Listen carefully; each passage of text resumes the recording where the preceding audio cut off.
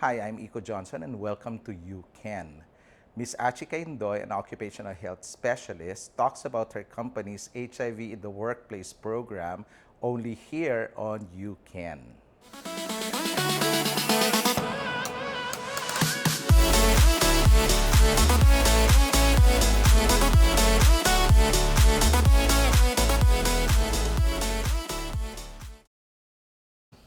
Kumusta? Okay naman. Ikaw? Okay, okay naman ako.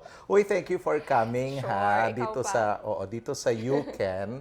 Kasi ikaw Achi ay isa sa mga staunch advocates pagdating naman sa mga corporate organizations. Kasi ito yung hindi nakikita na meron tayong mga advocates na nanggagaling even sa corporate, yung mga private sectors. Okay, so Achi is ano yung full name mo again?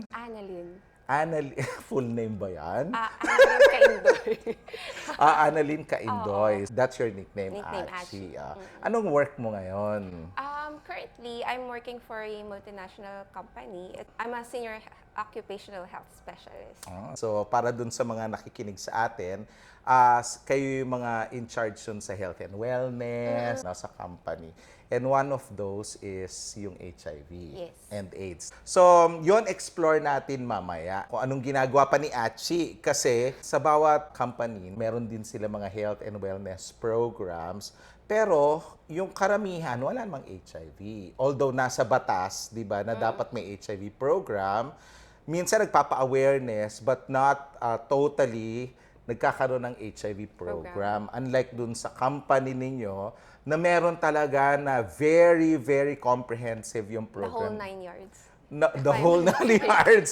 So grabe, yun ang pag-usapan natin. And because of one of the advocates, which is you, na na-push nyo yung programang yon doon sa company ninyo. Paano ka ba napunta dyan sa advocacy ng HIV?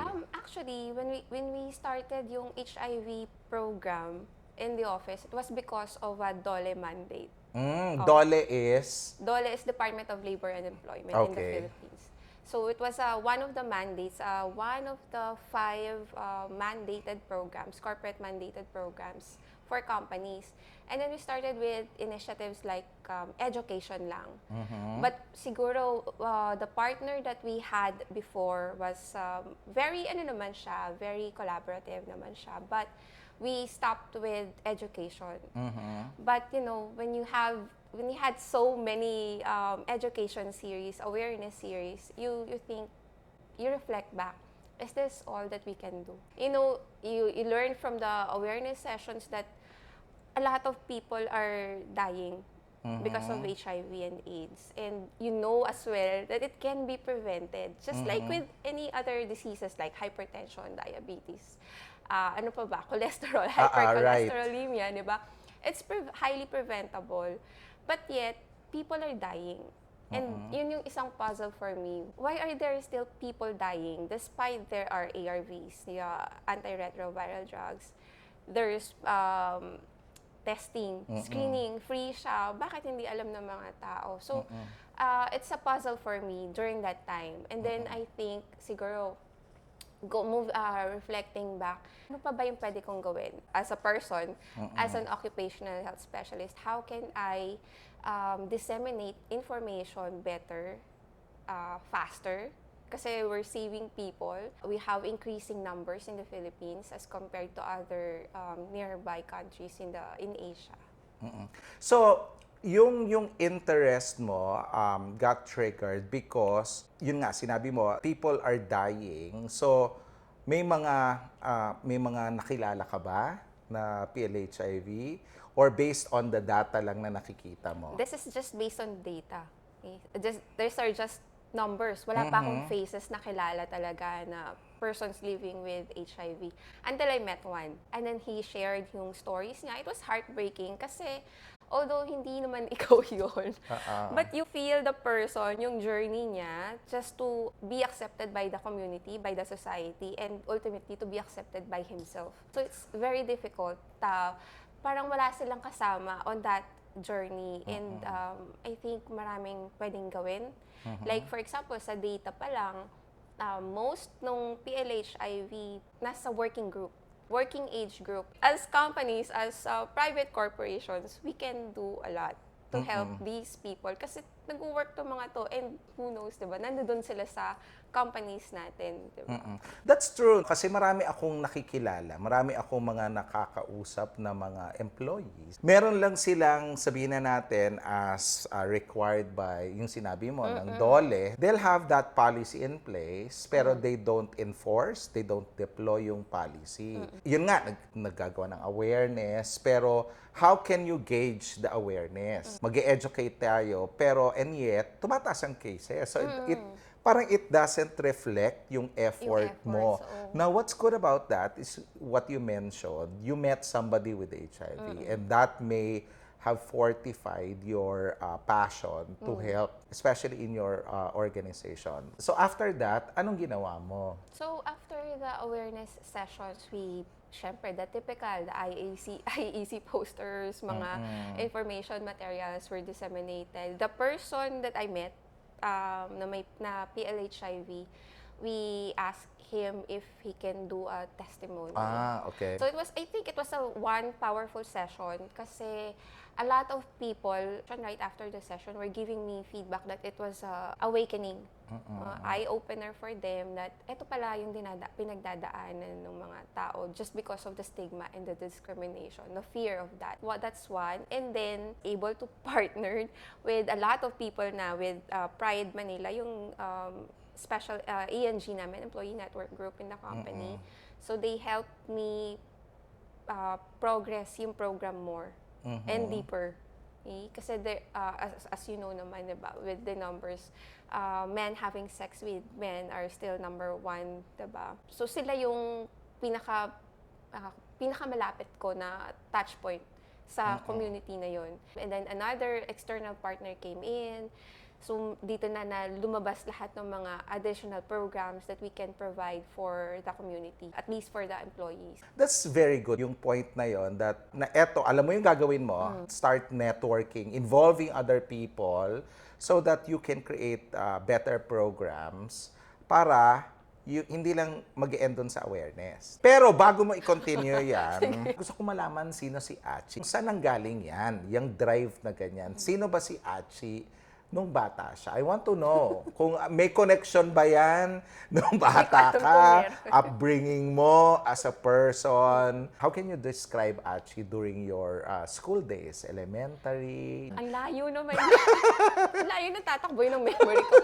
Siguro yung during elementary days, sa family kasi namin, Filipino-Chinese family. So medyo conservative talaga yan. But yung uncle ko, who died recently, he's part of the LGBT community. And aware kami sa kanya. Kumbaga kung ano siya, kung tanggap naman siya. Wala kaming problem on that premise. Tapos, he would invite his friends over. Parang okay naman siya. It's just one big lively community for us when I was growing up. I didn't have that prejudice on the LGBT. Kasi I know yung uncle ko, he is a person. It's just his preference. It's just different from the usual. Pero sabi nga niya, normal is boring.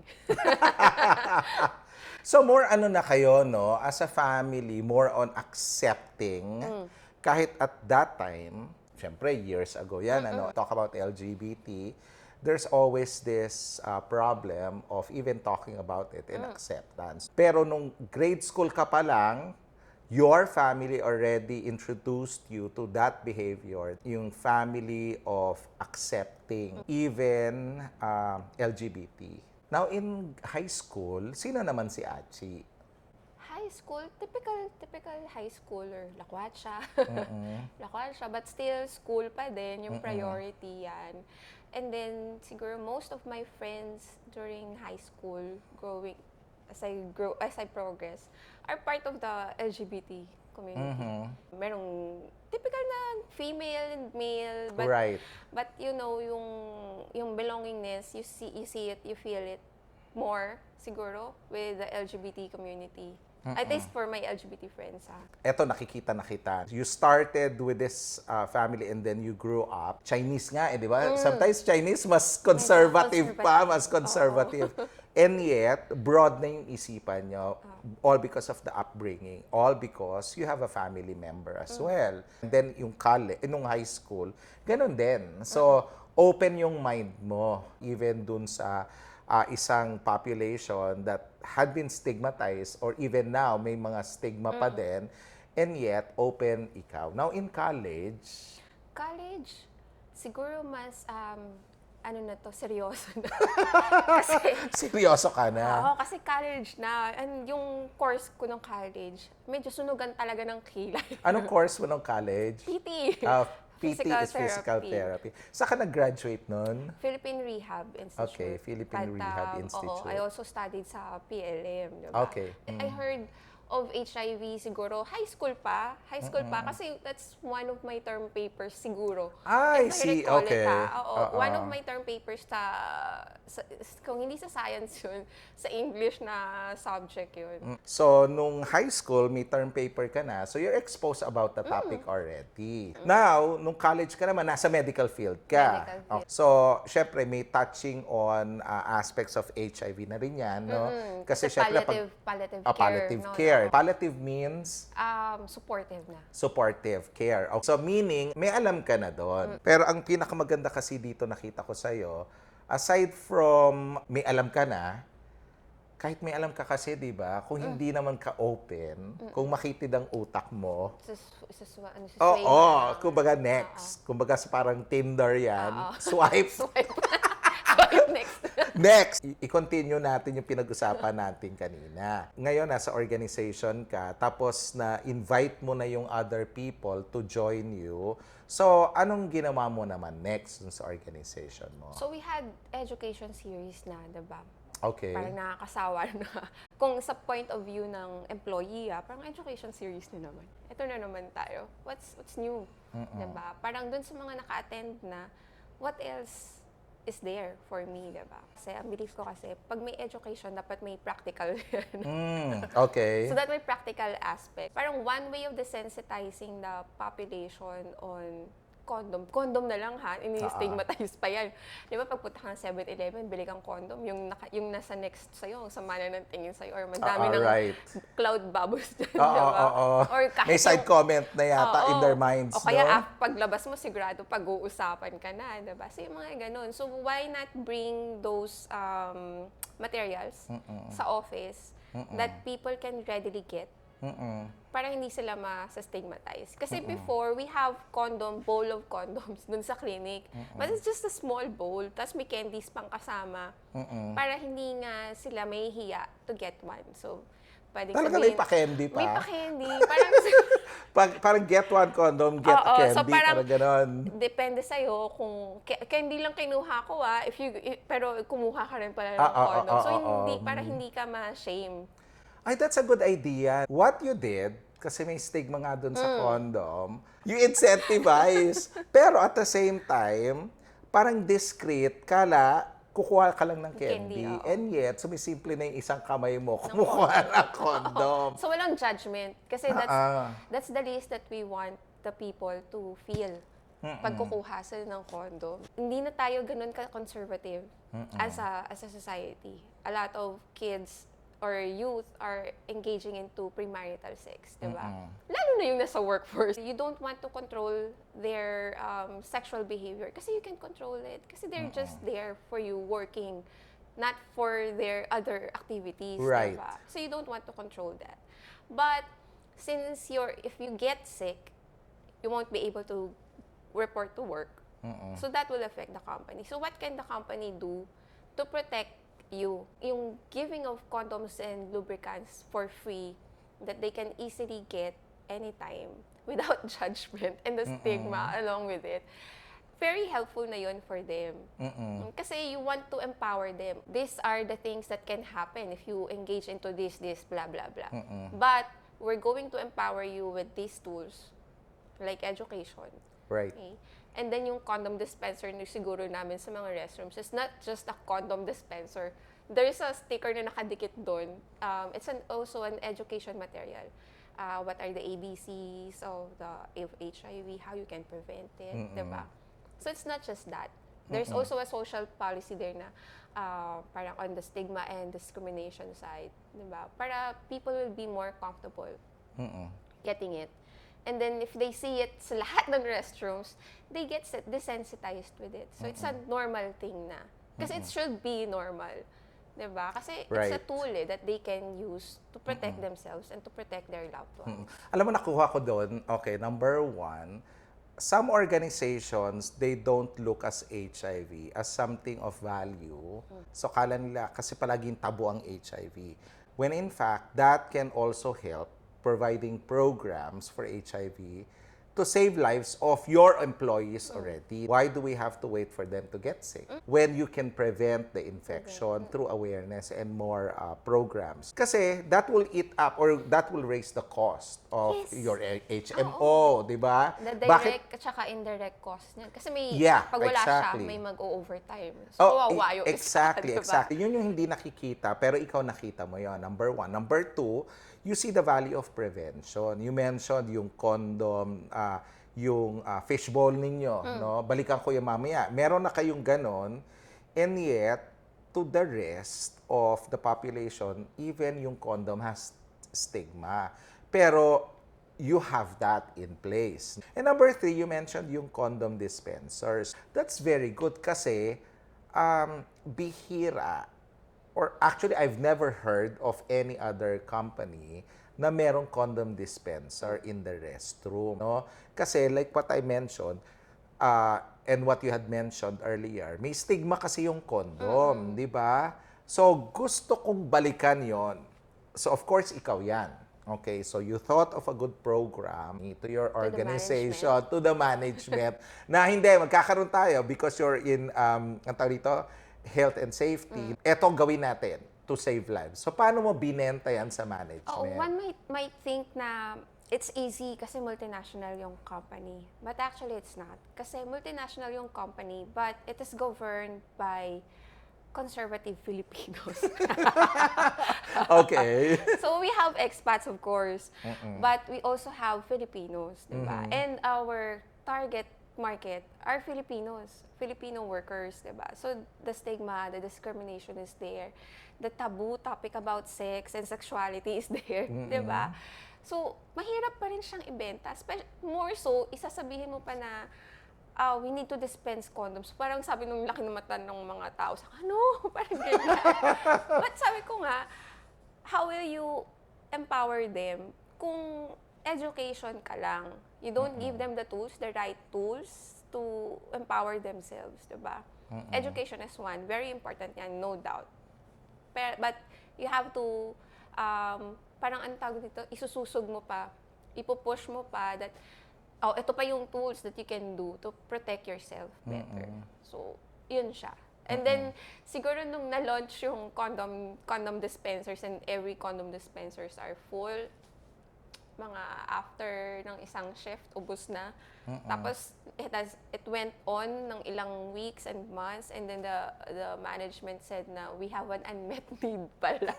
So, madami palang may gusto. So, meron pala talaga, diba? We just didn't give them the right tools during that time. So, ang question ko dito, ikaw, Achie, as part of the health and safety, tapos eto yung management, meron bang tumulong sa'yo from other leaders to push for this? Kasi di ba yun yung challenge na iba, you also need to have advocates in an organization, especially yung mga leaders from top to bottom. Kasi ang challenge ng ibang employees, especially for human resource, no, is that sila nagpupush. Pero kailangan ba sa tingin mo ng support from the top leaders to push for the program? Definitely. Especially for Filipinos, we love our leaders. I mean, sa organization I'm speaking on the other organization level. We look up to them So if they say something that people would believe, diba, definitely, kung may advocate ka dun sa group ng mga management, especially for the senior managers, i-advocate mo talaga yung HIV. Okay. It's, siguro when you advocate, don't just tell the story, blah, blah, blah. Kasi it won't fly. You give them numbers. They love numbers. yung direct, indirect costs niyan, how Okay. much will you spend for the program? Kasi it's very important that you establish yung business case. Kasi kung wala yung business case, hindi mag-fly talaga yung program. I mean, it's for any program. That's very good. When you push, kailangan meron kang supporters, meron kang allies. At the same time, since it's a corporate organization, kailangan alam din nila yung cost, ano yung return on investment. So when you invest this na ganito, then you save lives, then walang magkakaroon ng mga health problems, then definitely syempre, yung nakukuha natin, karamihan, by the way, yung mga condoms and lubricants natin, karamihan galing sa Department of Health. And libre lang yan, no? So all the companies need to do is to reach out yung sa mga LGUs nila and HIV organizations that they can provide free condoms and lubricants. Now, if the organization understand that, na eto preventive, tapos ang impact is good, so why not try it, di ba? Siguro ang one worry nila noon was, are we promoting promiscuity in the workplace? Sabi ko, no, we're empowering employees. That's how you view it. From our perspective kasi, a lot of people are dying, a lot of people are getting sick, a lot of your people are getting confined, di ba? Because of these illnesses. And yet, we're not doing anything. Diba? Parang medyo naman nakakahiya naman sa mga tao. We're asking them to work, but you're not taking care of them. So aside from that program, ano pa yung na-launch nyo dun sa organization nyo? Recently- That basically you advocated for? Siguro recently yung PrEP, PrEP is? pre-exposure prophylaxis. Okay. But Ito yung prior- iniinom, ano? Tama. Okay. On a daily basis. And alam ko, libre lang ito. So walang cost sa company, diba? Okay. You just need to be the avenue, the place where the employees can access. Kasi kailangan yun yung access dun sa life-saving drugs na yun. So sino nagdi-dispense nito? Clinic. Ay, yung clinic yung mga nurses natin. doctors? Doctors natin. Nice. So, na-train sila to for the PrEP. So, to prescribe PrEP. Napakaganda niyan, ano? Alam ko yung PrEP kasi parang meron niya mga laboratories. How do employees go about those labs? Papa-consult muna sila sa doctors namin. Papagawa sila ng labs. Tapos the HMO will cover that. Galing naman. Ang galing-galing naman, ano? So, aside from PrEP, meron pa ba kayong programs? Yung screening, HIV Oh. screening. Okay. Actually, before ng PrEP, nagkaroon na kami ng nagkaroon kay HIV screening. So, ang dilemma ko that time was data privacy. How will the people accept yung HIV screening? So, what we did, every HIV screening done is equivalent to a certain amount of peso that will be donated to an organization who deals with children living with HIV. Okay. So the people, kahit magkasama-sama sila dyan, at mukhang party-party ang nangyari. Kasi parang fiesta atmosphere that time. We weren't expecting that. Kasi we were expecting na, baka siya nagpa-test kasi yung chismis na, obvious chismis. But it didn't happen. People were talking, ba't ka nandito? Kasi I want to donate. I want to participate in that donation drive by having an HIV screening. So, na-mask siya in a way, and then people eventually accepted that. So, nakapag-donate na kami ng certain amount of money to that foundation, dun sa children living with HIV, and nakapag-screen din kami nung mga employees. So, win-win kayo, no? Oo, So, hitting oo. 2 birds with 1 stone. Who thought of that program? I did. Pero kasi nga, it's probably because you want to push yung screening. You don't want to do further damage.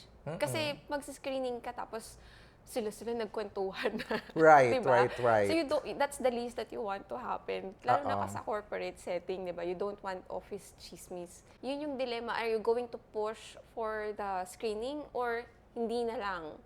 Kasi nga, baka ito yung maging repercussion. So you have to meet halfway kung paano mo ipupush yung advocacy mo and yung business need. So, sana dun sa mga nakakapanood sa atin, nakakarinig, you can also innovate. People will, if they're listening or hearing this, they will be able to do more innovative programs. But it really takes a leader like you, Achie, to push for something na innovative. That's a very honorable thing that you did because through programs like that, you can save lives. Kasi kahit anong sabihin natin, if people are not getting the services, they are not aware, then some will get, health problems and eventually because of the fear, at lalong-lalo na sa corporate, pag hindi pinag-uusapan yan, then, let's say, if I'm a person living with HIV, I don't want to work there. Di ba? Parang ganon. Pero, now that you have a program in place, then definitely, even a person living with HIV can proudly say that I work in an organization that HIV is being talked about. Kasi yun yung problema, maraming mga companies, walang program, panay awareness lang, tapos walang concrete program, walang services, then people living with HIV don't want to come out and tell their own story. They don't feel safe yet. Yes. Oh, yun nga eh. What you had established is that culture of safeness, no? Parang naging safe space yung organization mo, all because of what you did. Kasi pag hindi natin ginawa, hindi natin pinag-usapan, wala tayong concrete program at hindi nakikita yung programa, then nandun lang siya sa nasa sulok lang siya. At pag nasa sulok yan, the more nagke-create ng stigma. Kaya ka nandito kasi you're one of the advocates na hindi nakikita and yet you're impacting change. You're impacting Hopefully, no? cultural change. So, Achie, now you're an HIV advocate. So, ano naman yung gusto mo pang i-advocate now as a person and all the organizations here? Kasi nga, nasa occupational health. So, most of the cases that we handle as a group, as a team, deals with mga non-communicable diseases. Ano yung mga yon? So, mental health, ergonomics, musculoskeletal diseases, which is very close, diba? Kasi nga, PT, mga PWDs natin, diba? How can they have more opportunities sa corporate? Like for HIV, yung mga kids, lalo na pag mga teenage years, kailangan medyo igagay mo. Yung normal teenager nga lang, ang gulo-gulo na eh. Lalo na kung may disease pa sila, diba? So you have to really guide them in their emotional health, emotional well-being. It's also important. Kasi when you look at a person, when you treat people, hindi ka naman dun lang sa symptom eh. Hindi ka naman dun lang sa physical aspect. You also treat the person holistically. So dapat buo para tapos kagad yung problem. Hindi yung patsi-patsi lang yung trabaho sa kanya. Actually, totoo yan, Ang tingin kasi natin, the treatment is always towards the disease. But not the totality of the person. Parang HIV. Ang HIV kasi, hindi lang siya disease. There's also the psychosocial part of HIV. That's why you mentioned mental health. That also is included in the spectrum of HIV. So, kailangan natin maintindihan na when you treat the disease, you have to treat the entire person. Kasi the person lives in society, meron siyang interaction with other people, and may pangangailangan siya in other aspects of as well. So, that's very good. No? That's a good advocacy kasi wag natin i-contain yung sarili natin sa madali. If you wanna help save lives, doon tayo sa may impact. It's a rough road. It's a rough road, but it's good for the heart. Yes. Iba yon kasi nakakatulong ka. Diba? Kasi marami, nakatulong ako, bakit nag-lecture ako? What's the impact? What's the metric? Ikaw, alam mo. Kasi na-prevent mo. Because sa diabetes, na-prevent mo. Sa HIV, na-prevent mo through the programs. And you get to hear people's feedback. Parang babalik sila sa'yo na, buti na lang nasabi mo, buti na lang nabanggit mo yan, na-refer mo ko dito. Kasi kung hindi ko alam kung anong gagawin ko. Again, that's very good because you see the person. When you advocate, look at the person. Ano yung impact sa tao? And that I can see because of how you were brought up. Naging ganun ka. Tinitignan mo yung tao. Ano yung impact sa tao? Yun yung nakita ko sa iyo, Achie.